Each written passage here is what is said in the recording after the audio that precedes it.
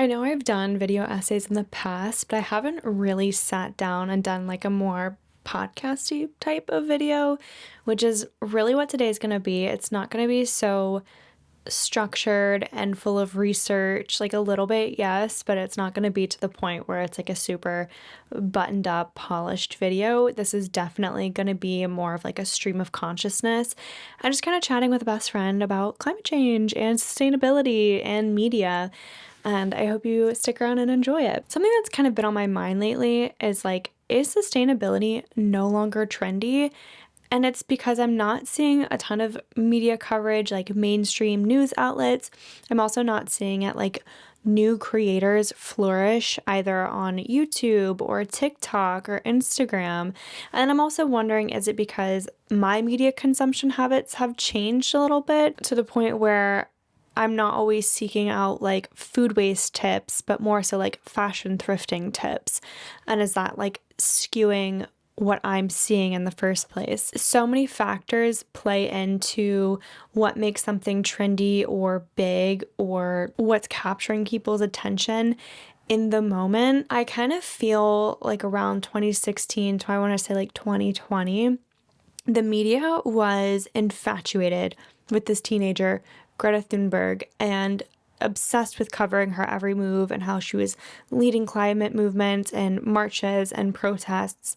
And then once she started very publicly making the connection between capitalism, exploitation, colonialism, and climate change, or the climate crisis rather, she kind of was shunned from the media, right? Like we stopped seeing her on our news outlets and like her being interviewed. It's more so independent news orgs covering her now, or her own Instagram, or people reposting her stuff. It's really not the same as it used to be. And I kind of feel like that's also how it is with a lot of content creators, right? Like they're very outspoken about certain political views. And let's get this straight real quick. Everything is political. What do you think shapes your day-to-day life? Politics. So yeah, everything is political. And if you don't know where I fall on the political spectrum, I think it's pretty obvious. I want everyone to have food, water, healthcare, all the necessities, and not go broke trying to pay for it or live a better life. That might be radical to some. I get that, but that's where I'm at. I feel like that's pretty obvious. But I think with content creation in general, there's sometimes like a wave and a momentum of when something's like really big and like to capitalize on it. So yes, things definitely come and go in waves, but I feel like my point is that it's a little bit calculated by media and by lots of social media organizations. For example, in 2020, Zuckerberg versus, I think it was the Trump administration actually, who brought this lawsuit up or this challenge, and they, as in Meta, as in Zuckerberg, did away with hate speech moderation and third-party fact-checking. And with that, I feel like, okay, that's not great. Honestly, that's when my algorithm completely shifted and like did a 180. Like social media used to be like a light, enjoyable experience. And then like right around like the end of 2020, beginning of 2021, when all these algorithm shifts had like really come about, that's when like my feed just shifted and it was doom scrolling. That's really when like the onset of doom scrolling started for me. And like I think a lot of sustainability content creators are more in like the hope core side of things. Like they don't want you to feel hopeless. No one wants you to feel hopeless, right? Any content creator, but just any person generally, they don't want you to feel hopeless. But I think with like the flood of hate speech, rage baiting, that's a huge one. Like anything that's going to get clicks and engagement and makes you angry and inflammatory and is divisive and controversial, that's what's flooding social media and making it a place where people come on and like they hit their limit of what they can consume so quickly because it's a comment of like threads of people attacking each other and going at each other's throat for something like this man gives away water. And it's like people will be up in arms, like he should work for it, or just, absolute garbage nonsense.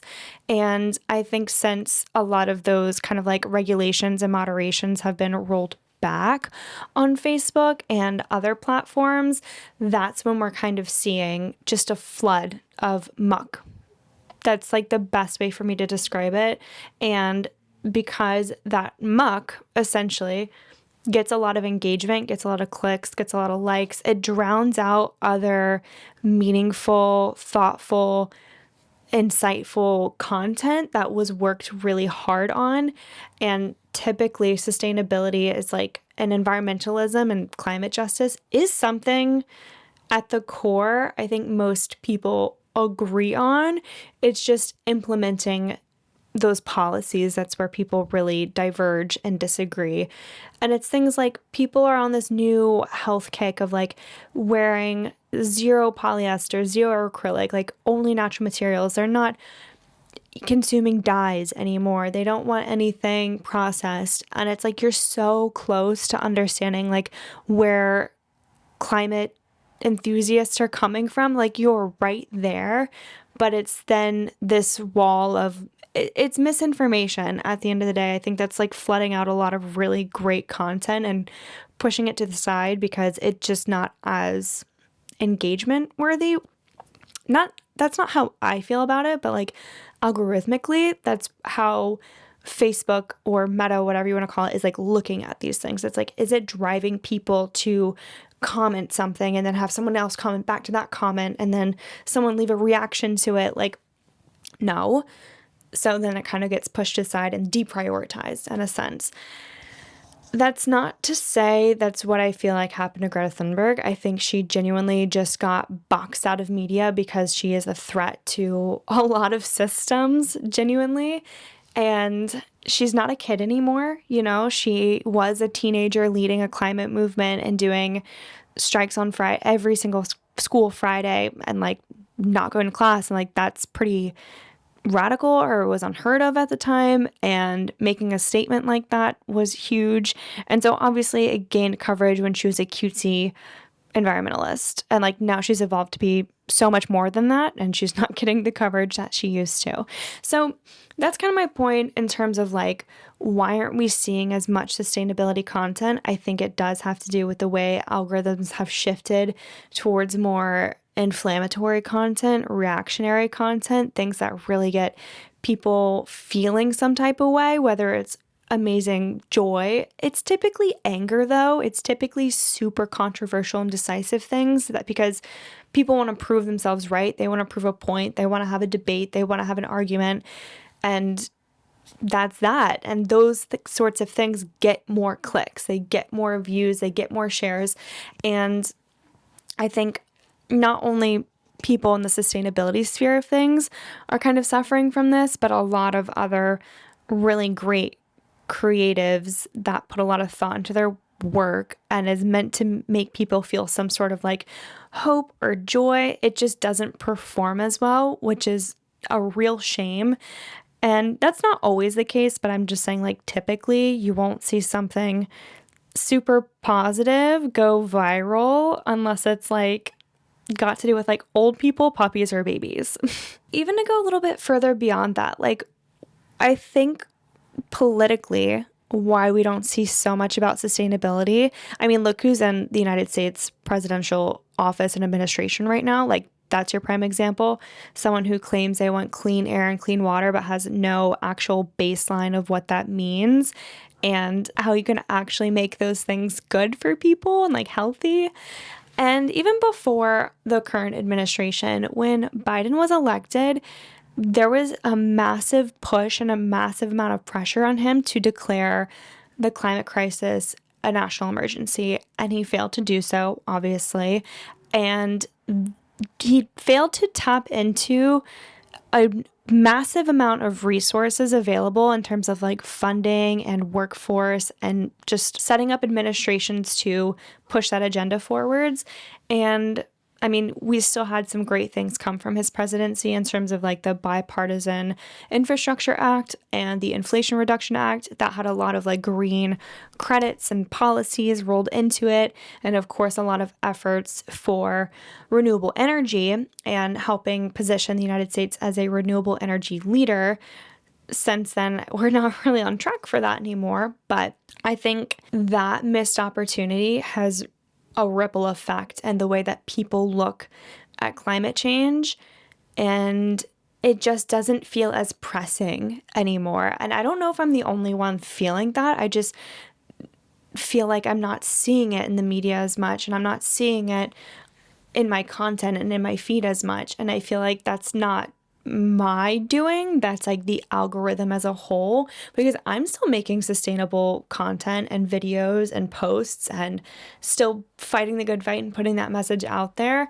But then I also have to think like maybe these content creators are doing much more than creating content, and that they're doing actual boots on the ground activism, which is super needed. Like, yes, making a post here and there and like bringing awareness to these issues is great. You know, it's a start, but it can't be everything that the climate movement is based on.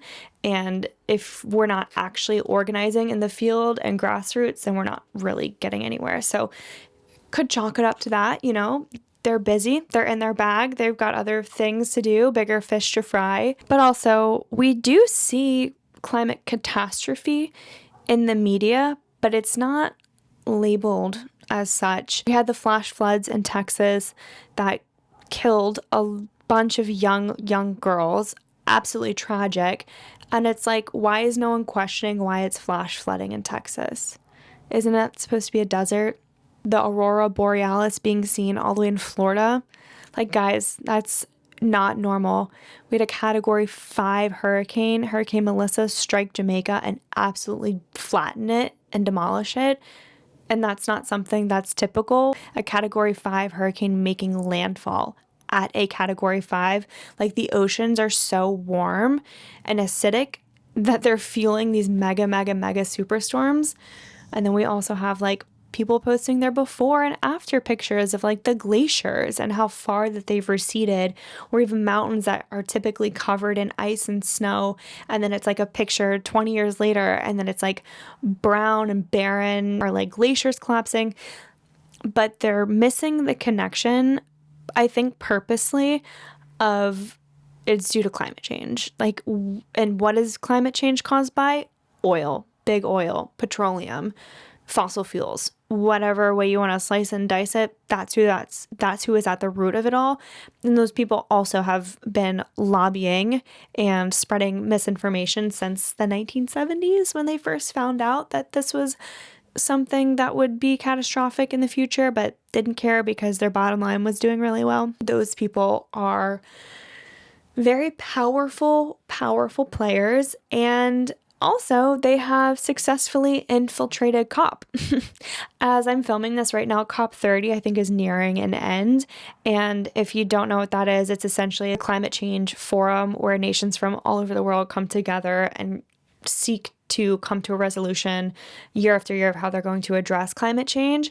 I can't remember if it was like COP 25 where big oil started to infiltrate. And now that I say that out loud, it's kind of like the dots are connecting, it's clicking, it's making sense. I feel like the climate movement was really at like a huge, like a wave, right? It was nearing like a really huge crest. I think crest is the top of the wave. And then you had hate speech, non-third party fact checking stripped away, like moderation stripped away, and flood content. So then, you know, the energy goes down a little bit. And then you have people that are actually affecting change being lobbied or bribed or bought by big oil. Then, you know, another shift down because no action's actually being taken that's going to make long-term effects for the better. And then you have constituents being like completely oppressed and burnt out by the state of the economy, living in fear because are these agents going to rip me away from my family and deport me even though I'm a U.S. citizen? And then the cost of groceries. And it's just like the crest is just, we are down right now is what it feels like, which is obviously very unfortunate, but I do have every belief that it's going to pick back up again. You know, the pendulum always swings one way to the other, and I do think it's just a matter of time until we get back on the horse and keep pushing, keep fighting the good fight per usual. But I don't know. It's just something I've really noticed, like, especially being a creator myself.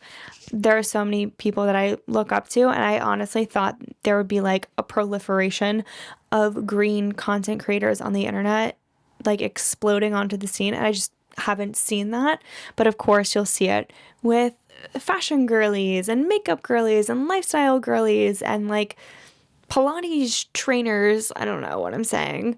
Or like estheticians, like so many new niches are like popping up on the scene, but I'm like, but what about my sustainability girlies, my thrift flip girlies? I mean, they're out there for sure. Like I'll come across like a new one, and maybe my algorithm just like needs retraining. Like that could be completely possible as well.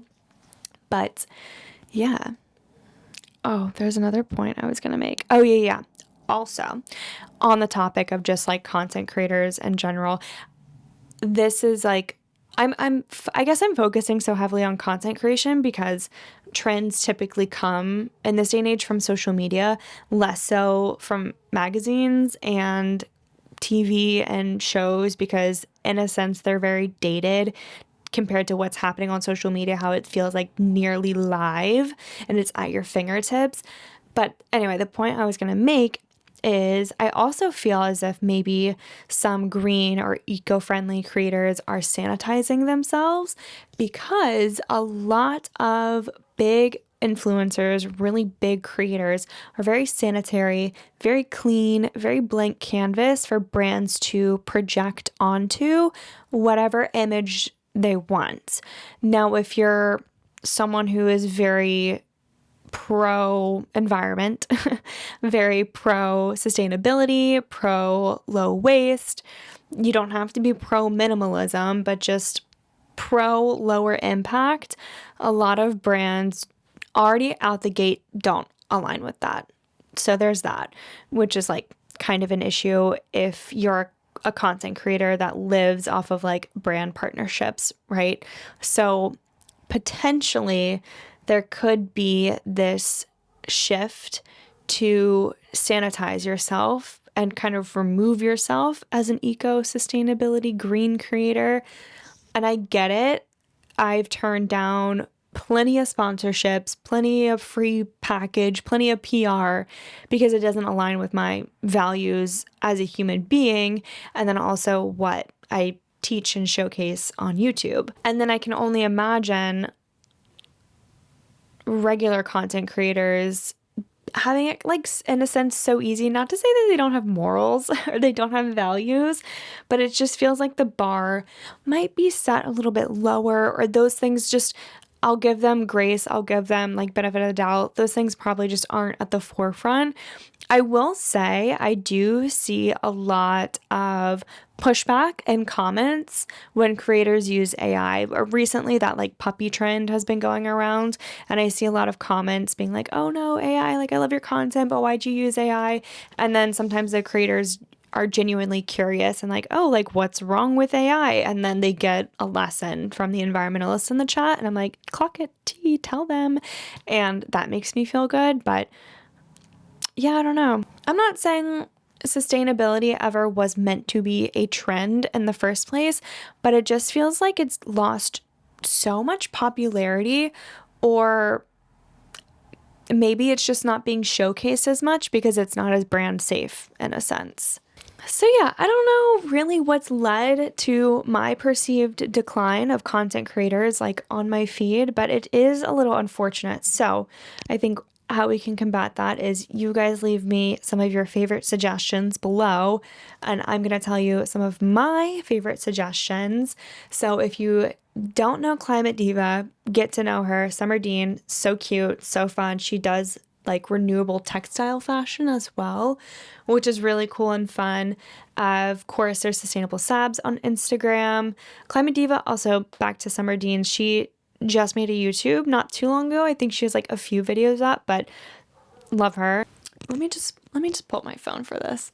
Also on Instagram, you can check out Sustainable Sabs. Her feed is so lovely, earth tones and neutrals. I love it, adore it. Lots of like low waste, ethical fashion. Very good vibes over there, very funny as well. We have, of course, Queer Brown Vegan, and Isaias is a good example of a content creator that's doing so much more beyond content now. Also, we have Brown Girl Green, who is running a green jobs board. So if you're looking for a green job, check out the green jobs board. Christy Drutman, fun fact, applied, I think, to like be an intern or like help with podcasting with Christy. Didn't go anywhere, obviously, but that was a little fun fact. We have Green Girl Leah Thomas, the one and only. Also has a book out, The Intersectional Environmentalist. Definitely recommend. And also widely popular is the Venetia Lamana. I don't know if it's Venetia or Venetia. Probably Venetia. However, I will leave their links down below in the description if you need more green content on your feed. I feel like we could all use some. Like I said in the beginning, it's definitely a bit more hope core than a lot of like the doom scrolling, controversial, rage baity things that are out there. Oh, wait, Lauren, also really love her as well. And then also let me shout out my thrift flip girlies. We have Transformations by Tracy. Love her. She's so wildly talented, and it just really inspires you to thrift flip, like, or not even thrift flip, but just flip anything that you have in your wardrobe that you're not loving as much. She's incredibly creative and also has patterns for sale if you do actually want to create anything that she's made or something similar. What's that other girl's name? Michaela something. Makara Tewers? I don't know if that's also her on Instagram. Yeah, I think so too. So she also does like a lot of she does a lot of thrifting, a lot of flipping. It's more entertaining than like actually educational, but I still vibe with it, and it's definitely skews more of the content that I like to see. And on YouTube, lastly, I love Christina Mikas. I think it's Mikas. Again, I'm so sorry if I'm like butchering all of these names, but that was my best shot. Again, I'll leave them linked down in the description so you guys can check them out. Christina does a little bit more of like elevated living with sustainable minded and kind of minimal spending, or not overspending, not over consuming, which is just in general really great content to consume and kind of like give yourself a reality check. Definitely let me know down below your favorite like green or eco sustainability kind of minded creators. But I really want to thank you guys for spending your time here with me today. This is more of like a chatty, not so much a video essay, kind of stream of consciousness, just like where did all the sustainability creators go? They've really not gone anywhere. I just think it's like a shift of the algorithm and the political climate and the mainstream media shifting narratives or not covering certain things. This was a good one. This was fun. This was like a little bit like therapy for me, kind of. So I appreciate you being here. And I'll catch you guys in my next video. Until then, don't forget to be kind to yourself, others, and the planet. Bye.